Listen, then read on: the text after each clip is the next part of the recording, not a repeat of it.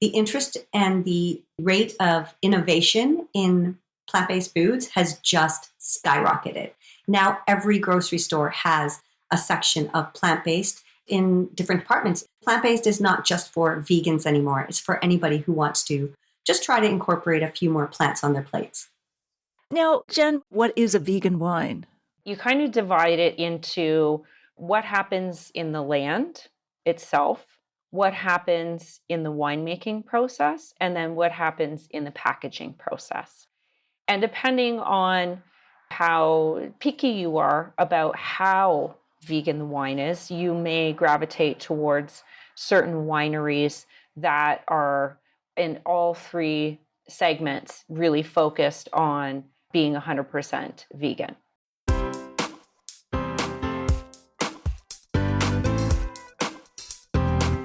Do you have a thirst to learn about wine? Do you love stories about wonderfully obsessive people, hauntingly beautiful places, and amusingly awkward social situations? Well, that's the blend here on the Unreserved Wine Talk podcast. I'm your host, Natalie McLean, and each week I share with you unfiltered conversations with celebrities in the wine world, as well as confessions from my own tipsy journey as I write my third book on this subject. I'm so glad you're here. Now pass me that bottle, please, and let's get started. Welcome to episode 275. Are vegan wines better for your health? What three aspects of a wine determine whether or not it's vegan? And how can you identify whether or not a wine is vegan by looking at the bottle label? In today's episode, you'll hear the stories and tips that answer those questions in our chat with Priya Rao and Jennifer Huether, who have together published the first ever plant-based food and wine matching book. One of you is going to win a copy of this beautiful book with its recipes, full-color photographs of mouth-watering dishes, and terrific wine pairings. It's called The Social Herbivore. All you have to do is email me at natalie@nataliemclean.com and let me know you'd like to win a copy. I'll choose one person randomly from those who contact me. Speaking of winning books, I'm happy to announce that the winner of Amanda Barnes' book on South American wines is Agnieszka Richter from Blind Channel, British Columbia. And the winner of Keith Granger's book on wine faults and flaws is Melanie Eitel, who lives in New Hampshire. If you haven't won a book yet, now's your chance, and keep listening, as my goal is to offer lots more books and other prizes with every episode. If I could, everyone would win a set of steak knives and a new car. All right, speaking of books and metaphoric knives, have you read Wine Witch on Fire, Rising from the Ashes of Divorce, Defamation, and Drinking Too Much? If yes, then have you bought a copy for a friend? If you'd like to support this podcast that I do for you on a volunteer basis to ensure it continues, please order it from any online book retailer, no matter where you live. It usually arrives in a day or two, and of course the ebook is instant. And it's a fast read.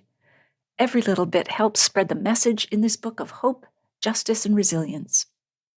You can send a copy directly to a friend or family member and make their day when a gift arrives in the mail rather than another bill. I'll put a link in the show notes to all the retailers worldwide at nataliemclean.com/275. If you've read the book or are reading it, I'd love to hear from you at natalie@nataliemclean.com. Okay, on with the show.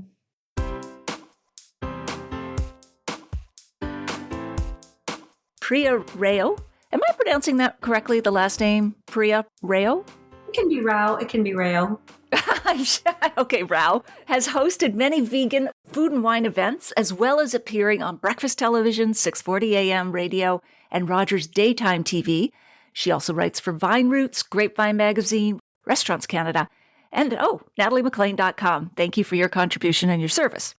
Priya has also created and co-hosted the TV show The Drink for Bell 5 TV. She is a popular presenter at food and wine festivals and events, as well as hosting dinners at private clubs and golf clubs. She is the co-founder of Social Herbivore with Jennifer Huether, and together they published the plant-based food and wine matching book. Jennifer Huether became Canada's first female master sommelier in 2011 and is one of only 30 women master sommeliers in the world. She has been an active member on the board of directors for both the Canadian Association of Professional Sommeliers and the Femme de Vin to support women in wine. Jennifer has worked at many top-tier restaurants, including directing the multi-million-dollar beverage program at MLSE in Toronto, a group of more than 6 restaurants with 11 sommeliers whom she mentored. She has also represented leading California-based wine brands such as Cliff Lead Vineyards and the Jackson Family Wines. Currently, she works with Southern Glazers Wine and Spirits in Las Vegas, where we are all jealous of her so-called winter weather. Jennifer, Priya, welcome. We're so glad to have you here with us. Thank you. It's great to be here. Thank you for having us. All right. So, yeah, I should have mentioned Priya's logging in from Toronto. Of course, Jen is logging in from Vegas. So we have a 3-way conversation this time. It's going to be lots of fun. All right. Before we dive into your wine careers, ladies, I'd like to ask each of you to tell us about one memorable wine moment. It could have been related to personally or a professional wine situation. Priya, do you want to kick it off? A memorable wine moment. There have been so many. I mean, I haven't tasted as many grand wines as Jen may have, but I did once get to go to a holiday tasting at Casa Loma here, which was just gorgeous. I mean, in the castle. And they had a Madeira from 1812, and it was fantastic. And to me, that was just everything that I love about wine. I'm not a somm.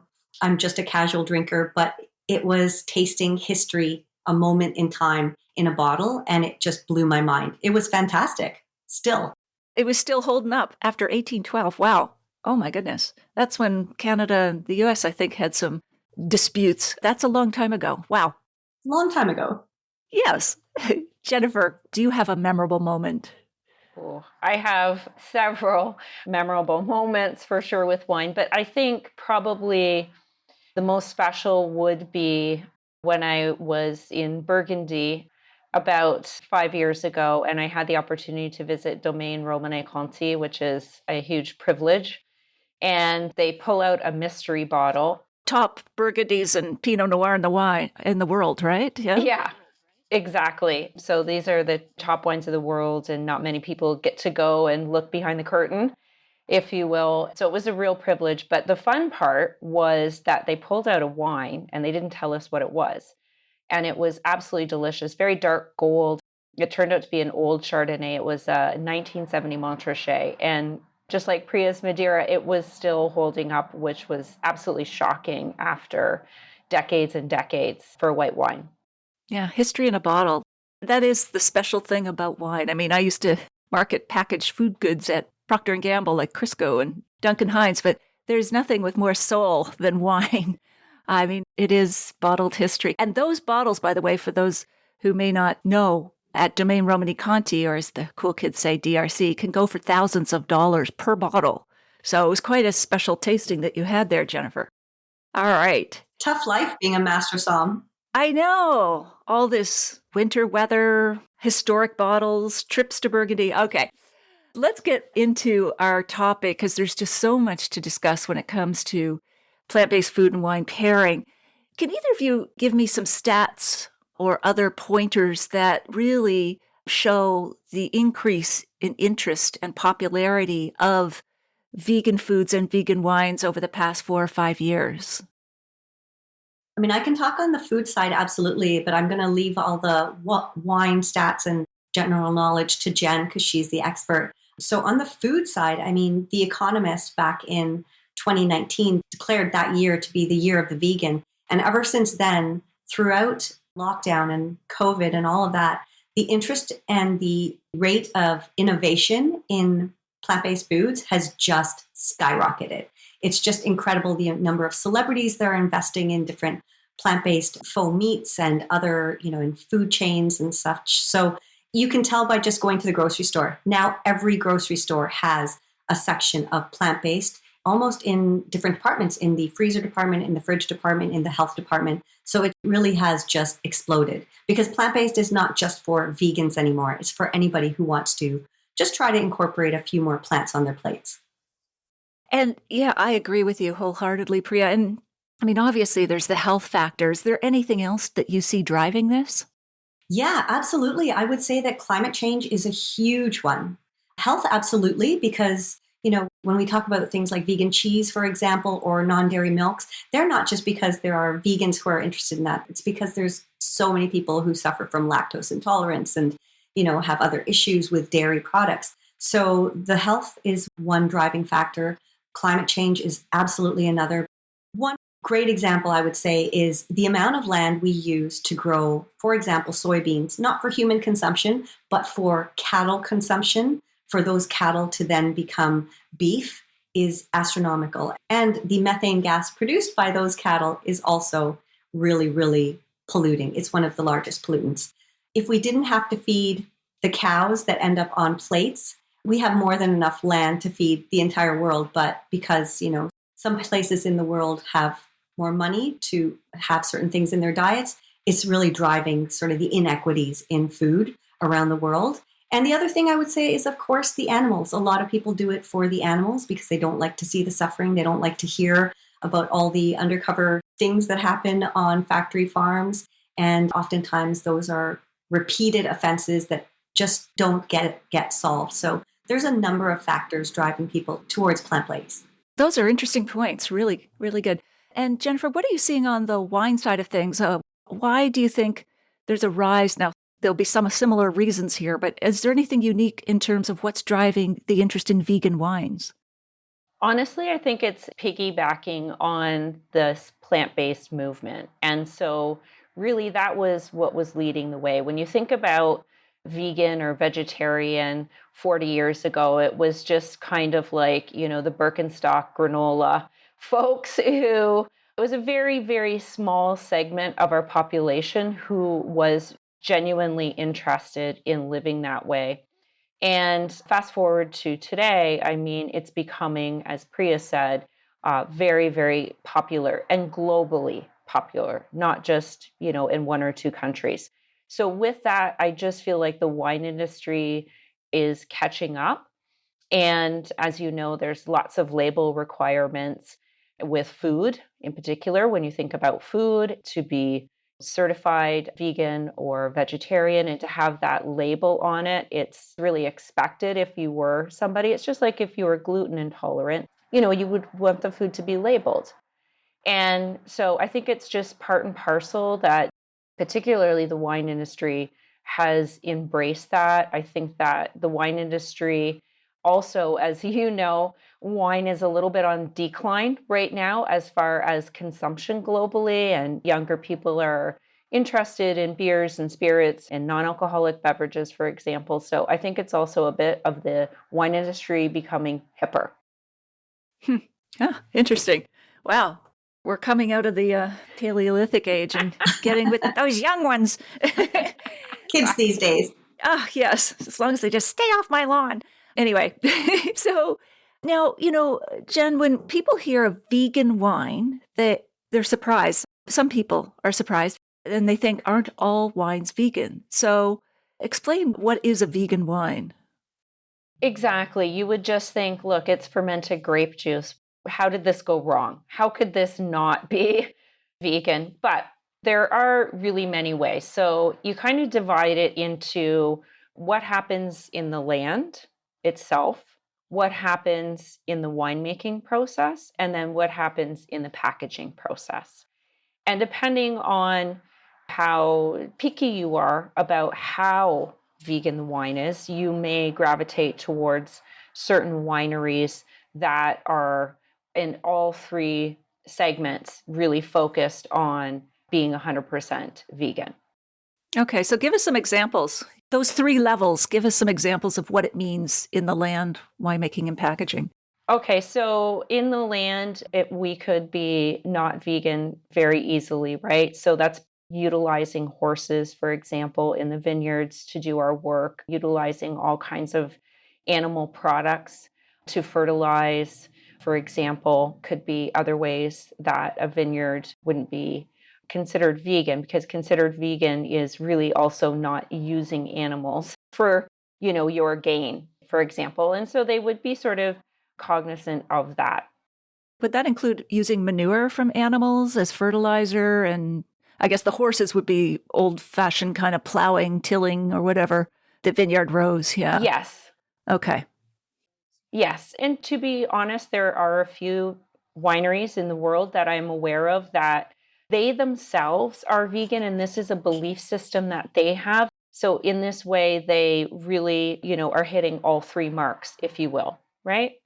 Suffice to say, general public who are plant-based, vegan, vegetarian, are probably okay with just when it comes to the bottle, right? And being cognizant of animal products in what they're actually drinking. Or also the winemaking part of it. Okay. The winemaking part is where most people are concerned. Okay. And what are those factors? So these are a lot of things, actually. So you can use animal products in so many ways. For example, it could be bone marrow, it could be char, it could be shells, it could be egg whites, etc. So a lot of times... How are they using shells? Sorry. So these items come into play for the most part when you're finding and filtering a wine. So historically and naturally, you could imagine 200 years ago, you're using whatever's around the farm. Sure. Right? There's some eggs from the chickens. Let's get the egg whites, let's mix them together. And then you put the egg whites on top of the wine, and they're heavier than the wine. They pull all the particles out and they fine it, for example. So historically, a lot of animal products could have been used because they were just easy and they were handy, right? Another one that was used historically would be ox blood, for example, right? Depending on where you were, if you're close to the ocean, maybe you were using crushed up shells. These are all fining agents, clarifying agents? Fining, filtering, and then sometimes additional sugar that is not made from sugar cane, but is actually derived from animals. Huh, okay. Yeah, so there's a lot, surprisingly. You wouldn't think. Now, fast forward to today. There are lots of other options for folks. First of all, you can just have time and you can let the wine settle and all of the particles fall to the bottom, right? So if you are patient and you just have time, we can pretty much, for the most part, do without a lot of these animal products. The other thing is now they have, membrane filters and things that you can buy, off of Amazon, for example, and you can do it that way and you don't need to use animal products. But I just think it's very interesting because a lot of folks don't understand that these elements can come into play when you are winemaking. And that's a big shocker. Yeah. And what about clay and bentonite? Are they okay for vegans? Yeah. Yeah. Okay. Because they're not non-animal. All right. Yeah. They're just soil. Yeah. They're not derived from. Right. For clarifying. Exactly. Yeah. Okay. And what about that third category? So here again, we can have beeswax. For example, the wines that are topped off with the beeswax. We can use animals as far as coloring, as far as... Sorry, what's the beeswax? Is it around the cork or? Yeah, sometimes they'll dip them and it looks really pretty and they're hand dipped in wax. Okay. Right? And then, trying to break through it with your corkscrew. Yeah. It is very pretty, but it wouldn't be considered vegan friendly, for example. You can use things like glue, right? Glue that is derived from animals to stick your label on. The inks that are used in the label itself could be also derived from animals. So again, there are ways that we can go wrong for somebody who is very vegan, that this would not be okay for them. Again, I defer to the fact that for most people who are plant-based, they're really just concerned that there are no animals products in their wine that they're drinking or that they were used to make the wine. Does that make sense? Yeah. Absolutely. And is there a difference between a vegan wine and a vegetarian wine? Is there any such thing as a vegetarian wine? I haven't really seen much of that, Priya. Have you, on packaging? No, I haven't seen any labeling of vegetarian. However, I would think that kosher wines, because sometimes they can use egg whites for fining, that's vegetarian but not vegan. Oh, okay, great. And then what's the difference, Priya, between vegetarian and vegan food generally for those who are not as familiar with the categories? Sure. So there's different levels. Different people refer to themselves as vegetarian. Some people are lacto-ovo vegetarian, meaning that they will have milk and eggs. Some people call themselves pescatarian and consider that to be a form of vegetarianism because they only eat fish. But vegan basically means no animal products whatsoever. So no fish, no meats, no dairy, no eggs. Okay, that really helps. No honey. No honey? Honey's a tricky one. Some vegans will have honey and some vegans won't. Okay. You were alluding to this, Jennifer, but what clues on the bottle can we find? Are there official symbols that are government regulated that indicate this wine is vegan? And what do we look for? Yes, usually if you flip around the bottle and you look at the back part of the label, you will see a V sign, much like you will see on food packaging, that will indicate that the wine is vegan. That being said, again, the industry is catching up, and sometimes you really just have to do your research to make sure a wine is, go to the manufacturer, go to the producer, and ask them. That's one of the things about wine, which I always find interesting, is that every region has their own certifying body for different, whether it's organic or, Sustainable. what some of the other designate, like biodynamic, sustainable. Exactly. And with vegan, it's the same thing. So there's no internationally recognized body. So you'll often find vegan certifications, but there'll be different certifications depending on where they're from. Like in Canada, we have VegaCert, which is a Canadian certifying body. So that's something you'll often see instead of the V. So there's just so many certifications now, which is great, but also kind of confusing. It's good to know, though, that it's not one standard. And then I've heard that sometimes if you see unfined and unfiltered on the label, there's a good chance that it might be vegan. Not guaranteed, but can people look for those terms to try to narrow it down if there's no V or anything on the label? 100%. Yeah, that will certainly be helpful. Again, sugars could be used, for example, and other things, but at least, maybe 80%, that means it's probably vegan. Okay. And Jen, would you say that generally speaking, most natural wines are vegan? Yes, that's a great point, Priya, actually. Natural wines, again, there's no legal definition, truthfully, for natural wines. It's pretty loose. However, generally speaking, they're referencing the fact that really nothing is done by the winemaker. And so they're not they're not manipulating the wine at all. So generally speaking, so low to no intervention. Yeah. Yeah. So it would be what's in the bottle should be just the wine and the yeast, etc. Sure. And just to get into some of those differentiations that you've introduced there, Priya, is how are vegan and gluten-free wines different? Or are there gluten-free wines? I'm not familiar with gluten-free wines. I don't think that's come up in my experience too much, Jen. Okay. No, definitely in the beer world and in the spirits world, it's a big thing. Right, where they would use barley and wheat beers, yeah. Yeah. Typically with wine, we don't see them using those products to produce the wine. So luckily, wine is gluten-free. Yay. Okay. Good to know, yay. One check mark there in the positive side of the ledger. No, there's more. And are most vegan wines organic, or that really doesn't have much to do with each other? Yeah, it doesn't. It's just, again, like Priya bringing up kosher wine, for example, it's just, a certification. It's knowledge to that consumer. Hey, this wine is kosher. This wine is, vegan, for example, right? So it's that giving the consumer the power to purchase wisely based on their criteria. So yeah, they don't necessarily go hand in hand. And I might also add just some of the other designations like organic, biodynamic, sustainable. They all sound like they're very earth-friendly and eco-friendly. And so people might think that that automatically means that they are vegan-friendly, but they are not. That is not necessarily true, especially with biodynamic. So I think if people are looking for vegan wines, then do not look at those labels and think, oh, this must be vegan. Right, right. Do vegan wines have fewer sulfites or histamines? Are they better for our health in any way? What are the implications there? Or again, separate?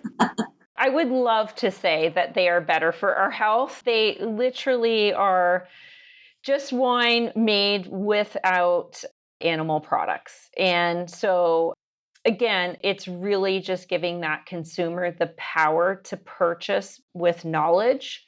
They're not necessarily any healthier. However, there's lots of streams of wines that are becoming, if you were sort of health conscious, for example, there are lower alcohol wines. That's a really big trend right now.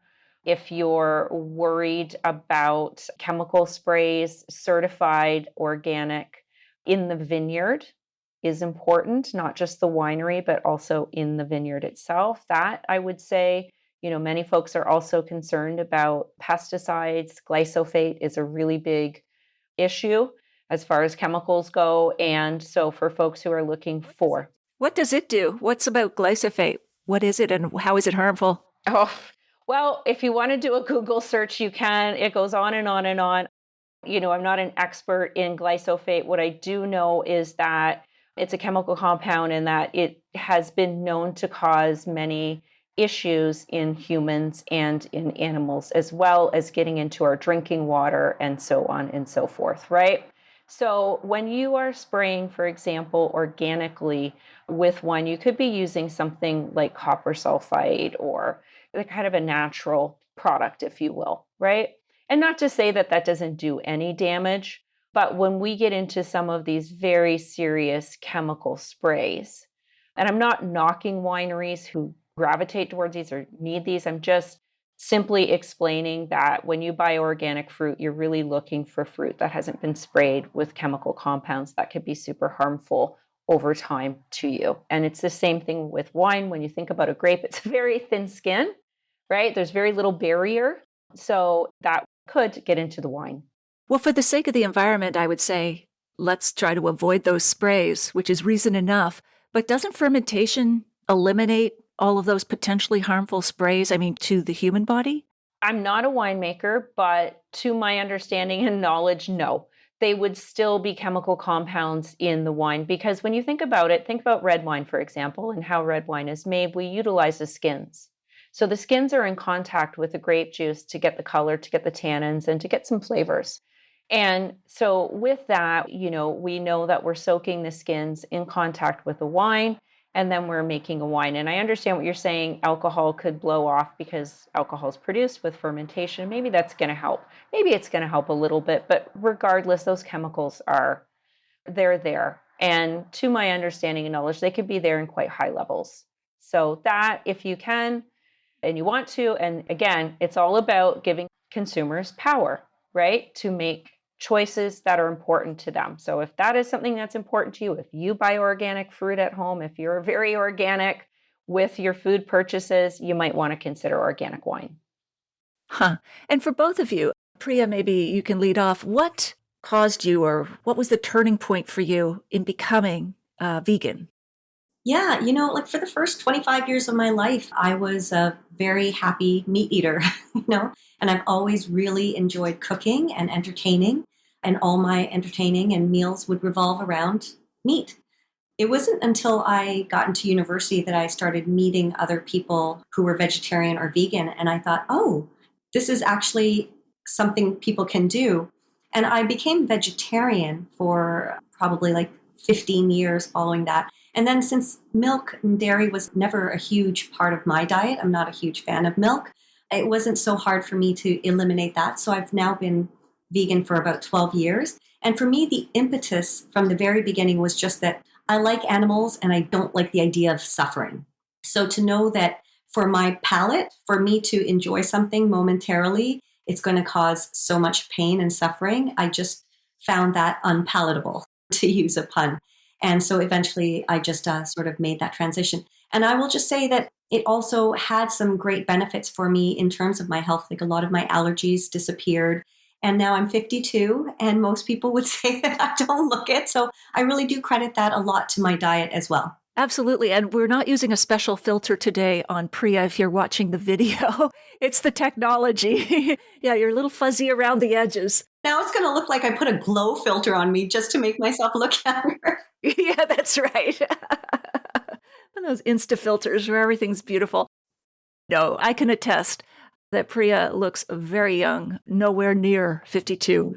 Jen, what was the impetus for you to become vegan? Well, that's a great question. And to be clear, I'm not 100% vegan. I'm more plant-based. But how I came to this was from a different route, which was I was tasked in my former job to come up with a seminar, something topical and something that interested me, which was a great challenge. And I did some research and I'm like, this is wild. There's such a plant-based movement and the food is changing, becoming more creative and interesting all the time. And yet nobody's really talking about how to pair food that's vegan with wine.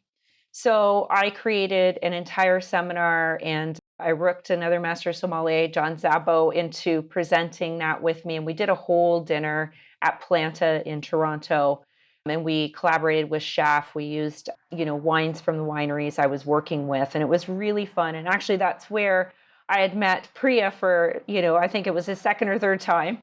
So we got to meet that night and it was just a great dinner. We also did a sommelier event as well, just to introduce this concept, because the reality to me is coming from the sommelier side of the world is we're seeing more and more customers coming into the restaurants that are lactose intolerant, that, can't have gluten, that are vegetarian, that are vegan. And we need to pivot and to serve those customers just like we would for somebody who is ordering a steak. So that was more my angle initially. And then through the process, I changed my diet of doing the book with Priya and learning more and also doing our research, really. I did become more plant-based and understand it a lot more. And what is the difference again between plant-based, say, and vegetarian? What's the difference there? Yeah, vegetarian, again, generally speaking, vegetarians eat eggs and dairy. Plant-based means that they eliminate all animal products. However, that's just a dietary choice. Whereas vegans generally avoid leather, they'll avoid any animal products in their lifestyle. So it's more of a lifestyle, and plant-based is more of a dietary preference. Gotcha. Good to know all of these different things. So now you were coming around to meeting each other, and what was the moment? What sparked that idea for the Social Herbivore book? Well, I will say that when I saw that Planta was doing this dinner with Jen and John, and I had met both of them previously, casually at some wine events, but I just thought, oh my God, this is the moment I have been waiting for, because I had been working on vegan food and wine pairings for probably about 6 or 7 years prior to that, but it just hadn't really sparked in the world globally yet. So I went to the dinner and I chatted with Jen and I mentioned to her that I wanted to do this book. So we sat down and we had a meeting after that. And she was like, I love this idea of a book. And that's really how it all started. Okay, cool. And when did the book come out? It came out in 2020, right in the middle of lockdown. Okay. Perfection. Okay. Yeah. I suppose you had all sorts of launch plans that went by the wayside. Exactly. Well, at least we're back to it now. Yeah. Yeah. And in getting the book out there, can you recall any surprising things people said? Any surprising feedback that you got? Any memorable feedback that came from people reading the book?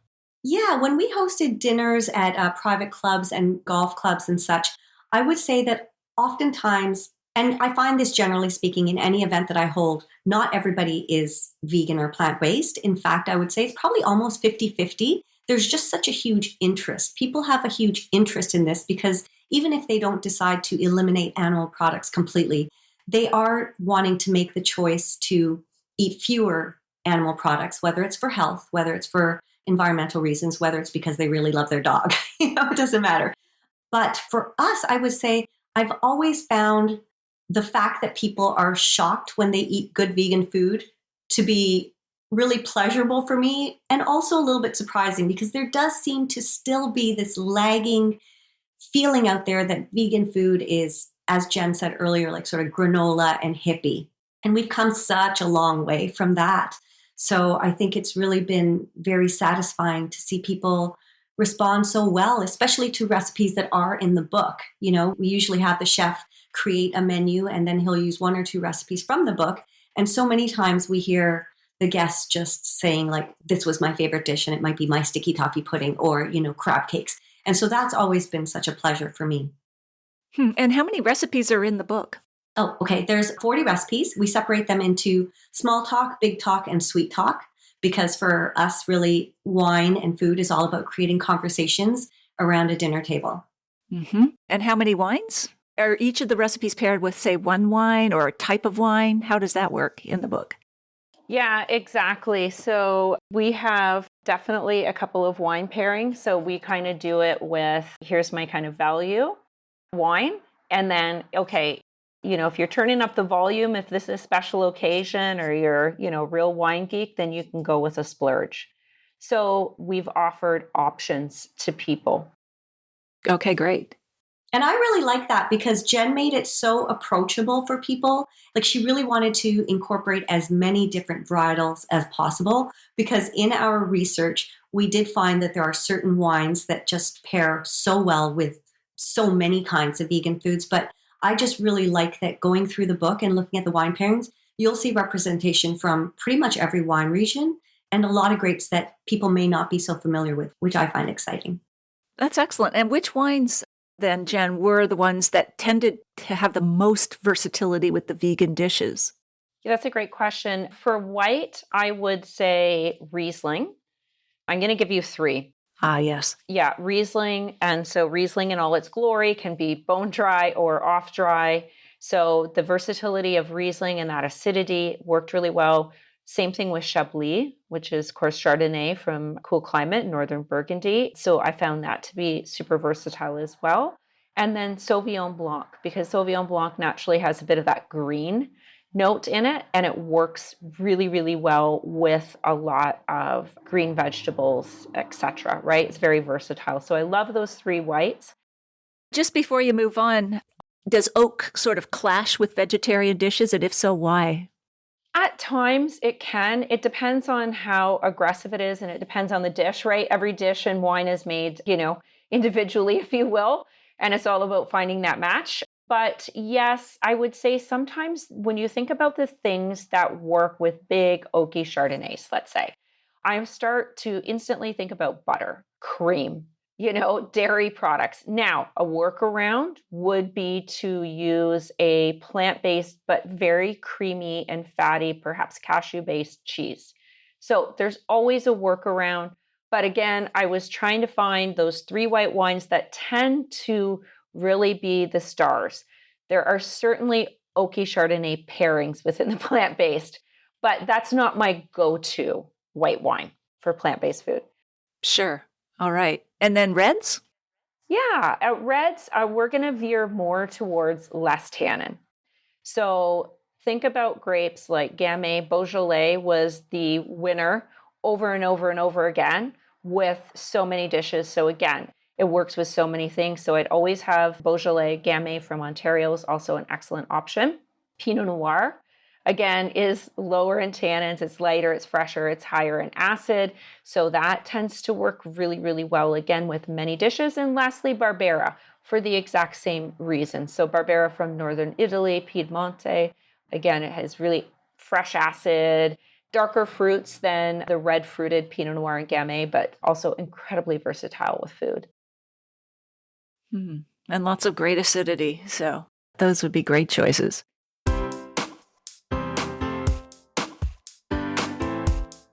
Well, there you have it. I hope you enjoyed our chat with Priya and Jennifer. Here are my takeaways. Number 1, are vegan wines better for our health? No, they're not, and drinking too much vegan wine will still have the same deleterious impact on our health. But vegan simply means the absence of animal products and sometimes labor used in making the wine. Number 2, what are the 3 aspects of wine that determine whether it's vegan or not? So the 3 aspects are based on, number 1, what happens in the vineyard. There's no animal labor. Number 2, what happens in the winemaking process, that the fining agents and other additives are not animal related. And then what happens in the packaging process, so the materials used for paper, cork, and so on. So depending on how picky, or should I say selective you are about how vegan the wine is, you may gravitate towards certain wineries, as Jennifer says, that are vegan in all 3 aspects. Number 3, how can you identify whether or not a wine is vegan just by looking at the label? Well, there are various certifications and official symbols on a wine label, but there is no internationally recognized body for vegan wines. However, terms like unfined and unfiltered are clues, though not a guarantee. In the show notes, you'll find a full transcript of my conversation with Priya and Jennifer, links to their website and book, the video versions of these conversations on Facebook and YouTube Live, and where you can order my book online now, no matter where you live. You'll also find a link to the free online food and wine pairing class that you can take with me. It's called The 5 Wine and Food Pairing Mistakes That Can Ruin Your Dinner and How to Fix Them Forever. And that's at nataliemclean.com/class. And all of these links are in the show notes at nataliemclean.com/275. Email me if you have a tip, sip, or question at natalie@nataliemclean.com. If you missed episode 9, go back and take a listen. I chat with Ezra Sipes of Summerhill Winery in BC about vegan and vegetarian wines. I'll share a short clip with you now to whet your appetite. Our vineyard in Kelowna is certified by Demeter as a biodynamic vineyard. It has extra rules above and beyond organic. So organic is sort of the baseline, which means that there's no synthetics being used, basically. And then there's guidance on things they want to see about soil preservation and biodiversity and things like that. But biodynamics really codifies that. You have to have at least 10% of your farm given over to nature habitat. And we have, I think, about 20 or 25% of our farms that's wetland. We have a dry land. We have a meadow habitat. And then you really view the farm as an ecosystem. You integrate animals and animal manures, and you really focus on making your own fertilizers from things you grow on the farm. We make a horsetail tea for mildew control. We make large amounts of compost, and we add these herbal preparations to the compost to aid processes of decomposition. We spray basically a bacterial broth all over the farm that aids the life force, if you will, in the soil, but basically the soil food web.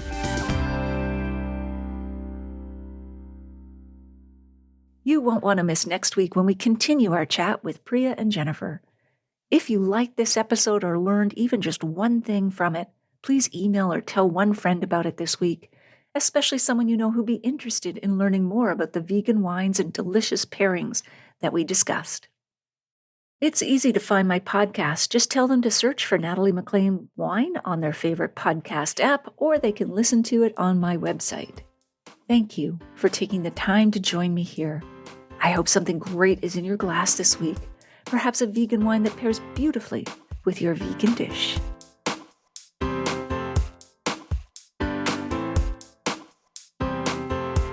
You don't want to miss one juicy episode of this podcast, especially the secret, full-bodied bonus episodes that I don't announce on social media. So, subscribe for free now at nataliemclean.com/subscribe. Meet me here next week. Cheers.